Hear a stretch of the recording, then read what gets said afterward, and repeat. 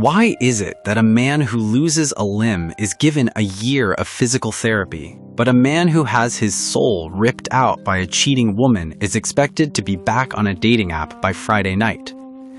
We are living in a society that wants you to rebound, because a man who is distracted by new lust is a man who never learns to identify the predator that just destroyed him. Behavioral observations reveal that the chemical shrapnel left behind after infidelity takes exactly 12 months to clear from your neurological pathways. If you jump into a new bed before those 365 days are up, you aren't moving on. At a psychological level, you are literally inviting a new woman to walk through the same broken door your ex used to betray you. In this video, I am going to expose the 3 reasons why waiting at least 1 year isn't just a break, it is a tactical reconstruction of your masculine frame. If you skip this year, you are statistically choosing to be a victim for the second time. Stay until the very end, because I'm going to show you the 1-year litmus test that separates the men who get replaced from the men who become irreplaceable. They say real men are gone. They say we're too weak, too distracted, and easy to control. We've lost our ways, we have no focus and no backbone. I say they're wrong. I built this channel to prove that strong men still exist. Every man who subscribes is a proof. If you value your pride and you control your life, don't leave. Hit that subscribe button and drop a comment so I know you're with us. The world wants you weak. I want you strong. Let's go. The title of this video isn't a suggestion, it's a survival blueprint. 3 reasons to wait at least 1 year is the boundary that defines whether you are a man of value or a man of need.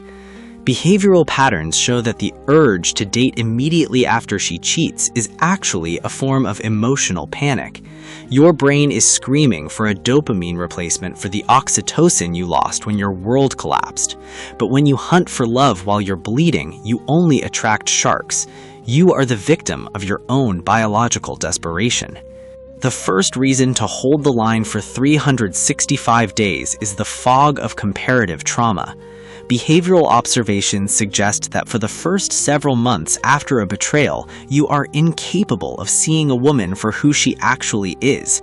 Instead, you see her as the not ex. If she doesn't lie about where she is on a Tuesday, you think she's an angel. If she answers her phone on the first ring, you think she's loyal. You are grading her on a curve of trauma. Because your standard has been dragged through the mud by a cheating woman, anyone who treats you with basic human decency feels like a soulmate. This is a dangerous illusion. You are the victim of lowered threshold syndrome. Let's look at the tragic path of Marcus. Marcus was a man who spent 10 years building a construction empire while his wife Janine was spending his loyalty on a secret life with a man from her past. When the truth came out, Marcus felt like half a man. He felt small. To regain his size, he went on a dating spree. Within 2 months, he met Tiffany. Tiffany was everything Janine wasn't, or so it seemed. She was loud about her honesty. She posted Marcus all over her social media, and she told him that Janine was a fool for letting him go. Marcus is the loser in our story because he mistook loud loyalty for real integrity. Because Marcus hadn't waited a year to let the Janine poison leave his system, he was addicted to Tiffany's validation. He didn't notice that Tiffany was actually a financial opportunist who targeted men in the middle of messy divorces. Marcus moved Tiffany into the house Janine just left. He gave her access to his peace, his kids, and his bank account. By month 8, long before his year of power could have started, Tiffany was caught in a web of lies that made Janine look like an amateur. Marcus didn't just lose his first marriage, he lost his sanity because he tried to build a new house on the radioactive soil of his old one. Marcus was a victim of the validation ambush. The second reason is the calibration of the bullshit detector. Behavioral patterns show that infidelity is a masterclass in gaslighting. Your ex-partner spent months, perhaps years, making you doubt your own eyes and ears. This breaks your internal compass. If you go out and start dating now, You won't know if a woman is lying to you or if you're just paranoid. Behavioral observations suggest that it takes one full trip around the sun for a man to distinguish between healthy intuition and post-traumatic suspicion. You are the victim of sensory interference. Waiting a year allows you to test your own frame in the real world without the distraction of a woman's touch.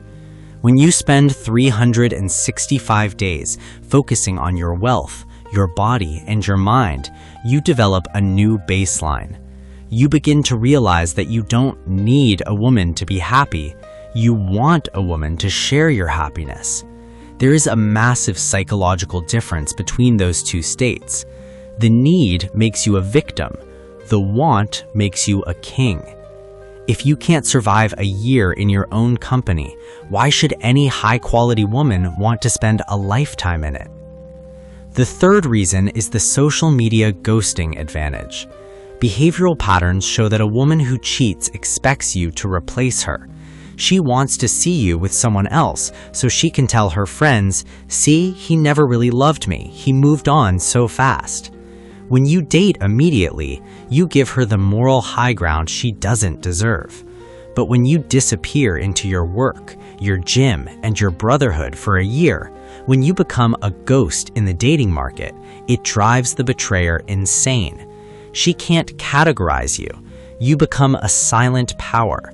You are the victim of the narrative trap, no more.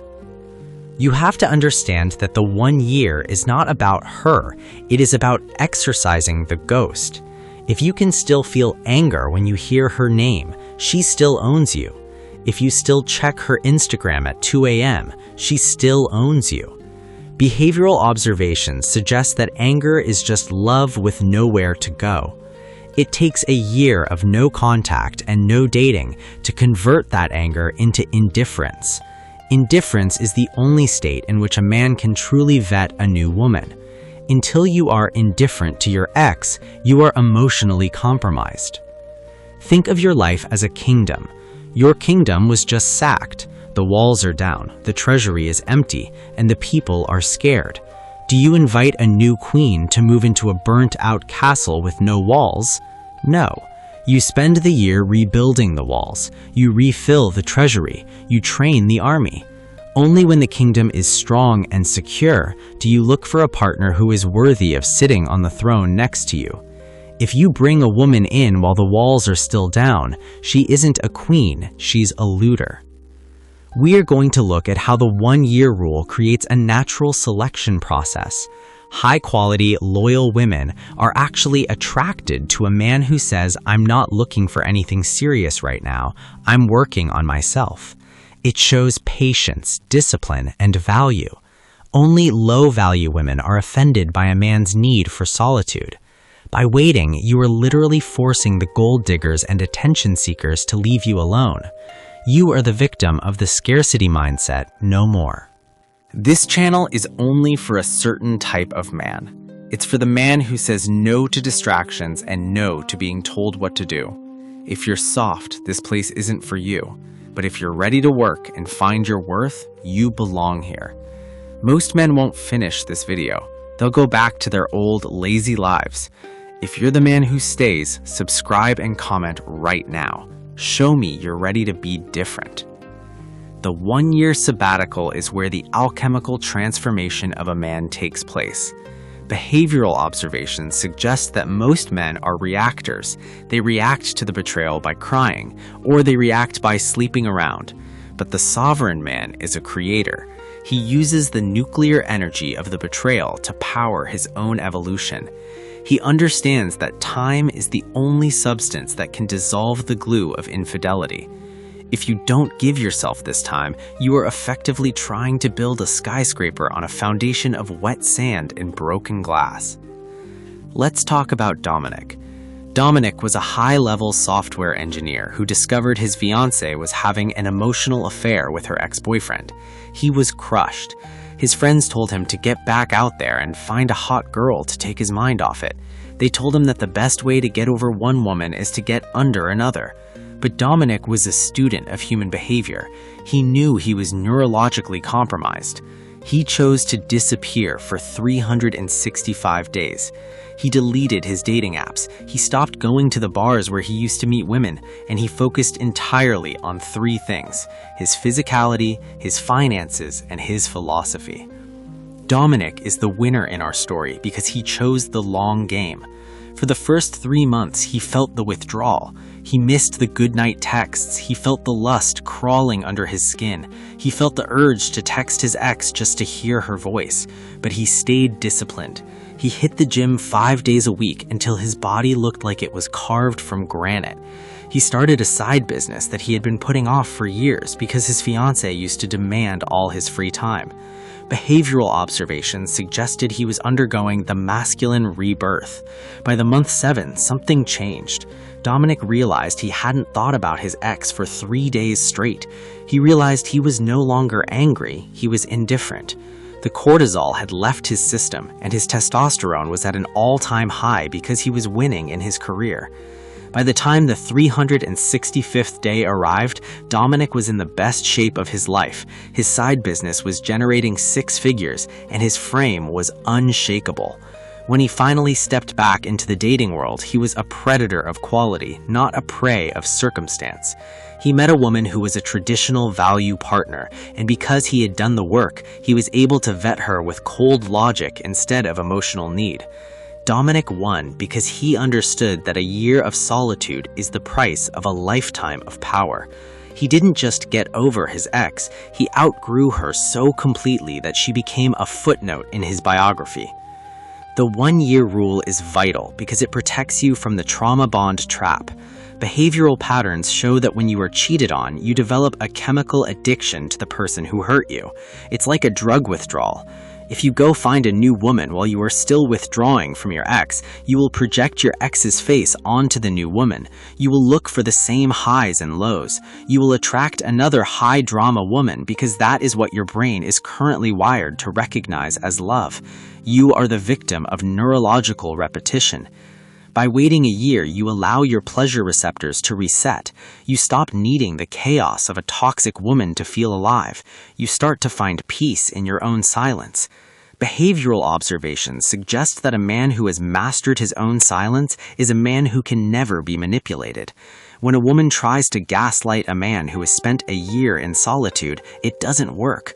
Why? Because he knows his own mind. He has spent 365 days talking to himself, auditing his own thoughts, and building his own reality.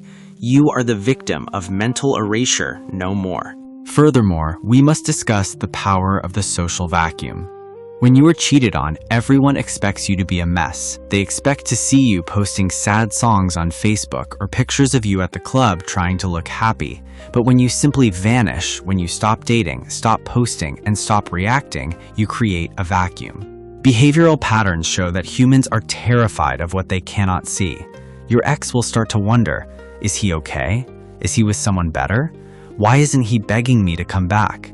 By waiting a year, you win the psychological Cold War. You reclaim your mystery, and mystery is the foundation of masculine value. You must also understand the vetting of the 13th month. When you finally do go back into the world after your year of power, your eyes will be different. You will notice the small tells that you used to ignore. You will notice the way a woman speaks about her ex-boyfriend. You will notice the way she treats service workers. You will notice the inconsistencies in her stories. Because you don't need her, because you know you can survive and thrive alone, you have the power to walk away at the first sign of disrespect. This is the ultimate leverage. A man who is willing to walk away is the only man who can truly lead. The winner utilizes this year to build what I call the wall of competence. Behavioral observations suggest that a man's confidence is directly tied to his utility. When you spend a year becoming a master of your craft, a master of your body, and a master of your finances, you build a wall that no cheating woman can ever climb over again. You realize that she didn't take your life, she just stepped out of the way so you could finally build a better one. You are no longer the victim, you are the architect of the new era. As we reach the conclusion of this mission, realize that the 12-month rule is the difference between a band-aid and surgery. A rebound is a band-aid on a bullet wound. A year of solitude is the surgery that removes the bullet, cleans the infection, and sews the wound shut so it never reopens. Behavioral patterns show that men who do the year almost never experience a second betrayal because they stop choosing betrayers. They become cheat-proof through the sheer power of their own self-respect. I have a smart question for the brothers who have stayed until the very end.